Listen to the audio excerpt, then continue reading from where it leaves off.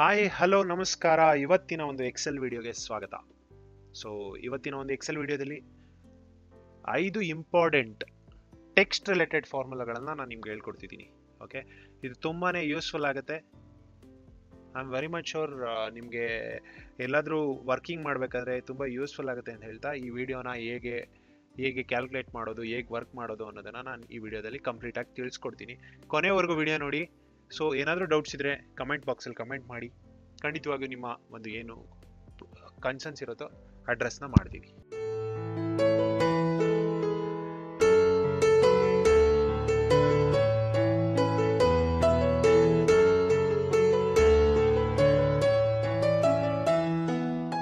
So ಇವತ್ತು ನಾನು ಕೊಟ್ಟಿರೋ ಫಾರ್ಮುಲಾಗಳು upper, lower, proper, trim, concatenate. And ನಂದು ಹಳೆ ವಿಡಿಯೋದಲ್ಲೂ ಕೂಡ ಟ್ರಿಮ್ ಬಗ್ಗೆ ತುಂಬಾ ಕಮೆಂಟ್ಸ್ಗಳು ಬಂದಿತ್ತು. ಸೊ ಅದಕ್ಕೆ ಈ ವಿಡಿಯೋ ಮಾಡಬೇಕು ಅಂತ ಅಂದ್ಕೊಂಡೆ. ಸೊ ಅದೇ ರೀತಿ ನಿಮ್ಗೆ ಏನಾದ್ರೂ ಕನ್ಫ್ಯೂಷನ್ಸ್ ಇದ್ದರೆ ಕಮೆಂಟ್ ಬಾಕ್ಸಲ್ಲಿ ಕಮೆಂಟ್ ಮಾಡಿ.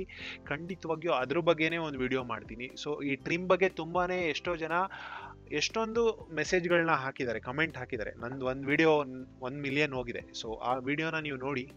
ಓಕೆ, ಸೊ ಅದರಲ್ಲಿ ಟ್ರಿಮ್ ಬಗ್ಗೆ ಎಷ್ಟೊಂದು ಕ್ವಶನ್ಸ್ ಇದೆ. ಸೊ ಅವರು ಕೂಡ ಈ ವಿಡಿಯೋ ನೋಡಿದ್ರೆ ಅರ್ಥ ಆಗುತ್ತೆ ಅಂತ ಅನ್ಕೊಂಡಿದ್ದೀನಿ. ಸೊ ಬನ್ನಿ ವಿಡಿಯೋನ ಎಕ್ಸ್ಪ್ಲೈನ್ ಮಾಡ್ತಾ ಹೋಗ್ತೀನಿ. ನಾವೇನೇ ಒಂದು ಮಾಡಬೇಕು ಅಂದ್ರೂ ಅದಕ್ಕೆ ಡೇಟಾ ಬೇಕಲ್ವಾ. So this is the data. Okay, so ಬನ್ನಿ. ಸೊ ಅಪ್ಪರ್ ಫಾರ್ಮುಲಾ ಏನಕ್ಕೆ ಯೂಸ್ ಮಾಡ್ತಾರೆ ಅಂತ. ಸೊ ಅಪ್ಪರ್ ಫಾರ್ಮುಲಾ ಅಂದರೆ ಇವಾಗ ನೀವು ಏನು ವರ್ಡ್ ಇರುತ್ತೋ, ಆ್ಯಪಲ್ ಅನ್ನೋದು ಒಂದು ಕಂಪ್ಲೀಟ್ ವರ್ಡ್ ಅಲ್ವಾ. ಇದು ಬಿಗ್ ಲೆಟರು ಇದೆ, ಸ್ಮಾಲ್ ಲೆಟರು ಇದೆ, ಕರೆಕ್ಟ್ ಅಲ್ವಾ. ಈ ಕಂಪ್ಲೀಟ್ ವರ್ಡ್ ಅಲ್ಲಿ ಇದನ್ನ ನಾನು ಕಂಪ್ಲೀಟ್ ಆಗಿ ಬಿಗ್ ಲೆಟರ್ ಕನ್ವರ್ಟ್ ಮಾಡಬೇಕು ಎಲ್ಲಾನು ಅಂತ ಹೇಳಿದ್ರೆ ಏನಪ್ಪ ಫಾರ್ಮುಲಾ ಯೂಸ್ ಮಾಡಬೇಕು? ನೀವು ಟೈಪ್ ಮಾಡೋ ಅವಶ್ಯಕತೆ ಇಲ್ಲ. ಹಿಂಗೆ ಇಲ್ಲ ಅಂದ್ರೆ APPLEL ಆಪಲ್ಸ್ ಅಂತ ನೀವು ಕೈಯಲ್ಲಿ ಟೈಪ್ ಮಾಡೋ ಆಪ್ಷನ್ನೇ ಇಲ್ಲ ನೋಡಿ. ಜಸ್ಟ್ ಇಲ್ಲಿ ಫಾರ್ಮುಲಾ ಈಕ್ವಲ್ಸ್ ಹಾಕಿ ಅಪ್ಪರ್ ಅಂತ ಟೈಪ್ ಮಾಡಿ, ಓಪನ್ ಬ್ರಾಕೆಟ್ ಹಾಕಿ, ಇದನ್ನ ಸೆಲೆಕ್ಟ್ ಮಾಡಿ, ಬ್ರಾಕೆಟ್ನ ಕ್ಲೋಸ್ ಮಾಡಿ ನೋಡಿ.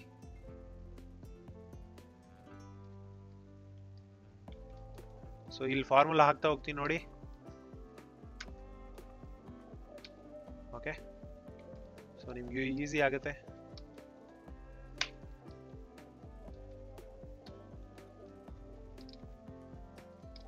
ಓಕೆ, ಸೊ ಅಪ್ಪರ್ ಫಾರ್ಮುಲಾ ಹಾಕೋಣ. ಇಲ್ಲಿ open bracket upper.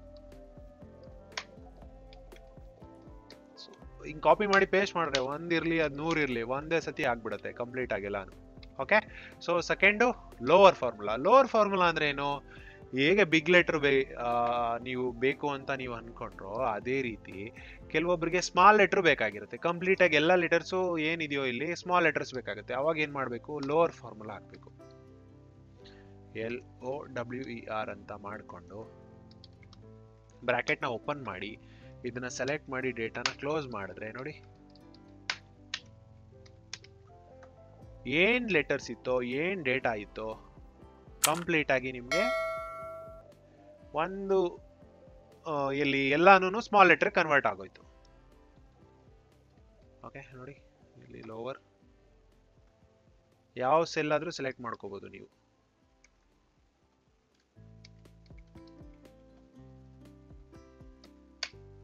Okay, so next ಬಂದು ಪ್ರಾಪರ್. ಏನಪ್ಪ ಪ್ರಾಪರ್? ನಿಮ್ಗೆ ಲೋವರ್ ಗೊತ್ತಾಯ್ತು, ಏನೋ ಸ್ಮಾಲ್ ಲೆಟರ್ ಕನ್ವರ್ಟ್ ಮಾಡಿದ್ರಿ, ಬಿಗ್ ಲೆಟರ್ ಕನ್ವರ್ಟ್ ಮಾಡಿ. ಪ್ರಾಪರ್ ಏನು? ಒಂದು ಲೆಟರ್ ಇರುತ್ತೆ. ನೀವೇನಾದ್ರೂ ಇದು ಯಾವಾಗ ನಿಮ್ಗೆ ಯೂಸ್ಫುಲ್ ಆಗುತ್ತೆ ಅಂತ ಹೇಳಿದ್ರೆ, ಏನಾದ್ರೂ ಡೇಟಾ ನೀವು ಕನ್ವರ್ಟ್ ಮಾಡ್ತೀರಾ PDF ಫೈಲಿಂದ ಆಗಲಿ, ಬೇರೆ ಯಾವುದೋ CS ಫೈಲಿಂದ, ಬೇರೆ ಎಲ್ಲೋ ಡೇಟಾ ಥರ್ಡ್ ಪಾರ್ಟಿ ಸೋರ್ಸಿಂದ ಡೌನ್ಲೋಡ್ ಮಾಡಿದಾಗ ಯಾವ ರೀತಿ ಬರುತ್ತಪ್ಪ ಅಂತ ಹೇಳಿದ್ರೆ, ಆ ಡೇಟಾ ಬಂದು ನೋಡಿ ಇದೆಯಲ್ಲ, ಈ ಮಧ್ಯದಲ್ಲಿ ಇದು ಬಿಗ್ ಲೆಟರ್ ಆಗ್ಬಿಟ್ಟಿರುತ್ತೆ. ಓಕೆ, ಸೊ ಈ ತರ ಬಂದ್ಬಿಟ್ರೆ ಸ್ಪೆಲ್ಲಿಂಗ್ ಆಪಲ್ಸೆ. ಸೊ ನೀವು ಇದನ್ನ ಅಪ್ಪರ್ ಹಾಕಿದ್ರೆ ಈ ಕ್ಲೀನ್ ಆಗಿ ಹಿಂಗ್ ಬರುತ್ತೆ, ಲೋವರ್ ಹಾಕಿದ್ರೆ ಸ್ಮಾಲ್ ಲೆಟರ್ ಆಗುತ್ತೆ. ಆದ್ರೆ ನನಗೆ ಫಸ್ಟ್ ಲೆಟ್ರು ಬಿಗ್ ಲೆಟರ್ ಬೇಕು, ಇನ್ನು ಮಿಕ್ಕಿದೆಲ್ಲ ಸ್ಮಾಲ್ ಲೆಟರ್ ಬೇಕು ಅಂದಾಗ ಯಾವ ಫಾರ್ಮುಲಾ ಯೂಸ್ ಮಾಡ್ಬೇಕಪ್ಪ ಅಂತ ಹೇಳಿದ್ರೆ ಪ್ರಾಪರ್ ಫಾರ್ಮುಲಾ ಯೂಸ್ ಮಾಡಬೇಕು. ಸೊ ಅದಕ್ಕೆ ಏನಪ್ಪಾ ಅಂದ್ರೆ ಈಕ್ವಲ್ಸ್ ಹಾಕಿ PROPER ಅಂತ ಟೈಪ್ ಮಾಡಿ, ಪ್ರಾಪರ್ ಬರುತ್ತೆ. ಇದನ್ನ ಸೆಲೆಕ್ಟ್ ಮಾಡಿ, ಬ್ರಾಕೆಟ್ ಕ್ಲೋಸ್ ಮಾಡಿ, ಸಿಂಪಲ್ ನೋಡಿ. ಇಲ್ಲಿ ಯಾವುದೇ ರಿಯರೇಂಜ್ ಅಲ್ಲಿ ಇರಲಿ,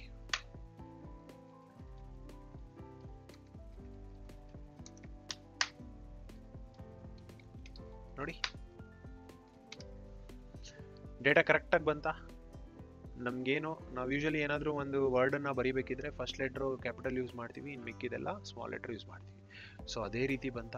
ಸೊ ಇವನ್ ಇದು ಬಂದ್ಬಿಟ್ಟು ನಾನು ಒಂದು ವರ್ಡ್ ಬಗ್ಗೆ ಹೇಳ್ತಿದ್ದೀನಿ, ಇವನ್ ಒಂದು ಲೆಟ್ರಲ್ಲಿ ಕಂಪ್ಲೀಟಾಗಿ ಒಂದು ಈ ಫುಲ್ಲು ಲೈನ್ ಐಟಮ್ ಇದ್ರೂ ಅದನ್ನು ಕೂಡ ಚೇಂಜ್ ಮಾಡಿ ನಿಮಗೆ ಪ್ರಾಪರಾಗಿ ಸೆಂಟೆನ್ಸ್ ಮಾಡಿಕೊಡುತ್ತೆ.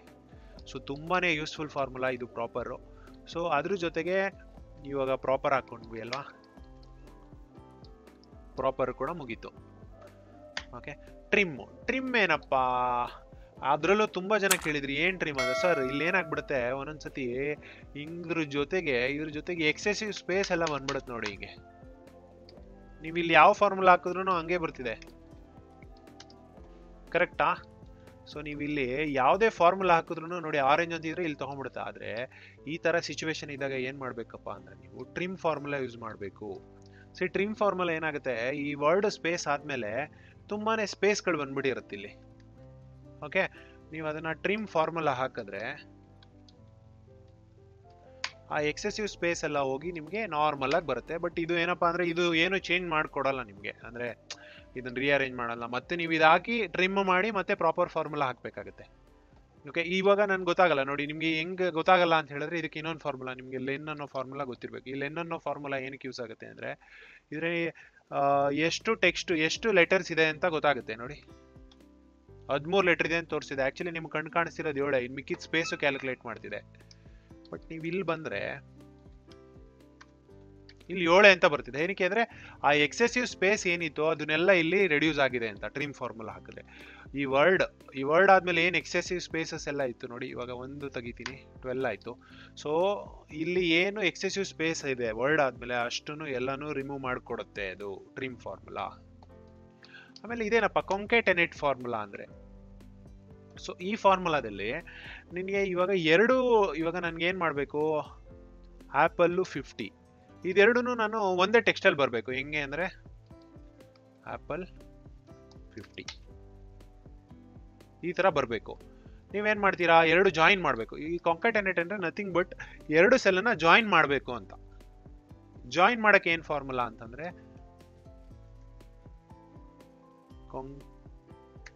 ಕಾಂಕೆಟೆನೇಟ್ ಅಂತ ನೀವು ಟೈಪ್ ಮಾಡ್ತಿದ್ದಂಗೆ ಬಂದ್ಬಿಡುತ್ತೆ ಇಲ್ಲಿ. ಓಕೆ, ಯೂಸ್ ಮಾಡಿ. ಫಸ್ಟ್ ಟೆಕ್ಸ್ಟ್ ಇದು, ಕಾಮ ಹಾಕಿ ಸೆಕೆಂಡ್ ಟೆಕ್ಸ್ಟ್ ಇದು, ಕ್ಲೋಸ್ ಮಾಡಿದ್ರೆ ನೋಡಿ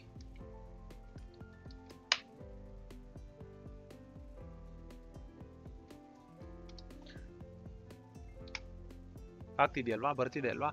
ಸೊ ಏನಪ್ಪಾ ಅಂದ್ರೆ ನಿಮಗೆ ಇಲ್ಲಿ ಕಾಂಕೆಟೆನೇಟ್ ಯೂಸ್ ಮಾಡಿದ್ರೆ ಎರಡು ಸೆಲ್ಲನ್ನು ಜಾಯಿನ್ ಮಾಡಕ್ಕೆ ಯೂಸ್ ಮಾಡೋದು. ಸೊ ಕಾಂಕೆಟೆನೇಟ್ಗೆ ಇನ್ನೊಂದು ಆಲ್ಟರ್ನೇಟಿವ್ ಇದೆ, ಅದು ಇನ್ನೂ ಈಸಿ. ಅದನ್ನ ಏನು ಮಾಡೋದಂದ್ರೆ ಈಕ್ವಲ್ ಸಿಂಬಲ್ ಹಾಕಿ, ಇದು ಕಾಂಕೆಟೆನೇಟ್ಗೆ ಇನ್ನೊಂದು ಫರ್ದರ್. ಇದು ನಿಮಗೆ ಎಷ್ಟೋ ಜನ ಹೇಳ್ಕೊಟ್ಟಿರಲ್ಲ. ಓಕೆ, ಸೊ ಇದನ್ನ ಈಕ್ವಲ್ಸ್ ಮಾಡಿ ಆವಾಗಲೇ ಮಾಡಿದ್ರಲ್ಲ, ಅಷ್ಟೊಂದು ಫಾರ್ಮುಲಾ ಟೈಪ್ ಮಾಡೋ ಅವಶ್ಯಕತೆ ಇಲ್ಲ. ಇದು ಮತ್ತೆ ಅಂಡ್ ಆಪ್ಷನ್ನ ಯೂಸ್ ಮಾಡಿಬಿಟ್ಟು ಹಿಂಗೆ ಹಾಕ್ಬಿಟ್ರು ಸೇಮ್ ಆನ್ಸರೇ ಬರುತ್ತೆ ನಿಮಗೆ. ಸೊ ನಿಮಗೆ ಇದು ಈಸಿ ಆದರೆ ಇದು ಈಸಿ ಆದರೆ ಇದನ್ನೇ ಯೂಸ್ ಮಾಡ್ಬೋದು, ಇದು ಈಸಿ ಆದರೆ ಇದನ್ನೇ ಯೂಸ್ ಮಾಡ್ಬೋದು. ಅದ್ರ ಜೊತೆಗೆ ಇನ್ನೊಂದೇನಪ್ಪ ಅಂದರೆ ಇಂಪಾರ್ಟೆಂಟು, ನೀವು ಮಲ್ಟಿಪಲ್ ಫಾರ್ಮುಲಾಗಳನ್ನ ಹಾಕ್ಬೋದು. ಅಂದರೆ ಫಾರ್ಮುಲಾಗಳಿಗೆ ಫಾರ್ಮುಲಾ ಆ್ಯಡ್ ಮಾಡ್ಕೊಳ್ತಾ ಹೋಗ್ಬೋದು. ಬಟ್ ಏನಪ್ಪ ಅಂದರೆ ನೀವು ನಾರ್ಮಲ್ ಆಗಿ ಒಂದು ಕ್ಯಾಲ್ಕುಲೇಷನ್ನ ಕಲ್ತ್ಕೊಬೇಕು. ಅಂದರೆ ಒಂದು ಫಾರ್ಮುಲಾಗಳನ್ನ ಕಲ್ತ್ಕೊಂಡ್ರೆ ನೀವು ಫರ್ದರ್ ಮುಂದಕ್ಕೆ ಹೋಗೋದಕ್ಕೆ ಯೂಸ್ಫುಲ್ ಆಗುತ್ತೆ. ಓಕೆ, ಸೊ ಈ ಥರದ್ದೆಲ್ಲ ಟ್ರಿಕ್ಸ್ಗಳನ್ನ ನಾವು ಆ್ಯಕ್ಚುಲಿ ಒಂದು ಕ್ಲಾಸ್ನ ಮಾಡಬೇಕು ಅಂತ ಇದ್ದೀವಿ. ತೀರಾ ಮಿನಿಮಮ್ ರೇಟ್ ಇಟ್ಕೊಂಡು ಯಾರೆಲ್ಲ ಇಂಟ್ರೆಸ್ಟ್ ಇದ್ದೀರೋ ದಯವಿಟ್ಟು ಕಮೆಂಟ್ ಬಾಕ್ಸಲ್ಲಿ ಕಮೆಂಟ್ ಮಾಡಿ. ಓಕೆ, ತುಂಬ ರೀಸನಬಲ್ಲು. ಮತ್ತು ಅದ್ರ ಪ್ರೋಗ್ರಾಮ್ ಹೇಗಿರುತ್ತೆ ಅಂದರೆ, ನಿಮಗೆ ಏನಾದರೂ ಡೌಟ್ಸ್ ಇದ್ದರೆ ನಮ್ಮದು ಪರ್ಸ್ನಲ್ ನಂಬರ್ ಇರುತ್ತೆ, ನೀವು ಡೈರೆಕ್ಟಾಗಿ ವಾಟ್ಸಪ್ ಕಾಲ್ ಮಾಡಿ ನಮಗೆ ಇನ್ಫಾರ್ಮ್ ಮಾಡಿ. ಏನಾದರೂ ಡೌಟ್ಸ್ ಇದ್ದರೆ ಕ್ಲಾರಿಫೈ ಮಾಡ್ಕೋಬೋದು 4ಅಲ್ಲಿ. ಇನ್ನೂ ನಿಮಗೆ ಕ್ಲಾರಿಫೈ ಆಗಿಲ್ಲ ಅಂತ ಹೇಳಿದ್ರೆ ಗೂಗಲ್ ಮೀಟ್ ಲಿಂಕ್ ಕಳಿಸಿದ್ರೆ ಅದರಲ್ಲಿ ನಾನು ನಿಮಗೆ ಏನು ಪರ್ಸ್ನಲಾಗೆ ಏನು ನಿಮಗೆ ಡೌಟ್ಸ್ ಇದೆ ಅದನ್ನು ಕ್ಲಾರಿಫೈ ಮಾಡ್ಕೊಡ್ತೀವಿ. ತೀರಾ ರೀಸನಬಲ್ ರೇಟು ಮಾಡಬೇಕು ಅಂತಿದ್ದೀವಿ. ಯಾರಾದರೂ ಇಂಟ್ರೆಸ್ಟ್ ಇದ್ದರೆ ದಯವಿಟ್ಟು ಕಮೆಂಟ್ ಬಾಕ್ಸಲ್ಲಿ ಕಮೆಂಟನ್ನು ಮಾಡಿ. ಖಂಡಿತವಾಗ್ಲೂ ಅವರು ನನಗೆ ರೆಸ್ಪಾನ್ಸ್ ಎಷ್ಟು ಬರುತ್ತಾರೋ ಅಟ್ಲೀಸ್ಟ್ ಒಂದು 50 ಜನನೋ ಇಲ್ಲ 25 ಜನ, ಮಿನಿಮಮ್ 25 ಪೀಪಲ್ಸು ಕಮೆಂಟ್ಸ್ ಮಾಡಿ ನನಗೆ ಓಕೆ ಆಯ್ತು ಅಂತ ಹೇಳಿದ್ರೆ ನಾನು ಆ ಪ್ರೋಗ್ರಾಮ್ನ ಮಾಡ್ತೀನಿ. ಖಂಡಿತವಾಗ್ಲೂ ವೆರಿ ಯೂಸ್ಫುಲ್ ಆಗುತ್ತೆ.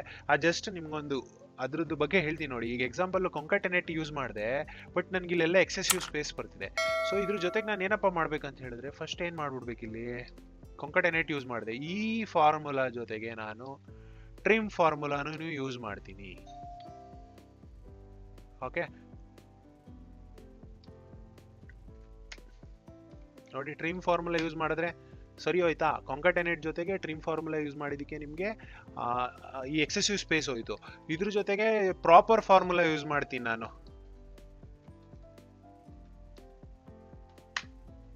ನೋಡಿ ಕಾಂಕಾಟೆನೇಟ್ ಎಲ್ಲ ಯೂಸ್ ಮಾಡಿದ್ದೀನಿ, ತುಂಬಾನೇ ಯೂಸ್ಫುಲ್ ಆಯ್ತು. ನೋಡಿದ್ರ ಈ ತರದೆಲ್ಲ ಟ್ರಿಕ್ಸ್ಗಳು ತುಂಬಾ ಇದೆ. ನಮ್ಮ ಕ್ಲಾಸಿಗೆ ಬಂದ್ರೆ ನಿಜವಾಗ್ಲೂ ಇದನ್ನೆಲ್ಲ ಹೇಳ್ಕೊಡೋಣ ಅಂತಿದ್ವಿ ವೆರಿ ರೀಸನಬಲ್ ರೇಟ್ಗೆ. ಧನ್ಯವಾದಗಳು. ಮತ್ತೆ ಏನಾದ್ರು ಡೌಟ್ಸ್ ಇದ್ರೆ ಕಮೆಂಟ್ ಮಾಡಿ. ಧನ್ಯವಾದಗಳು. Thank you so much.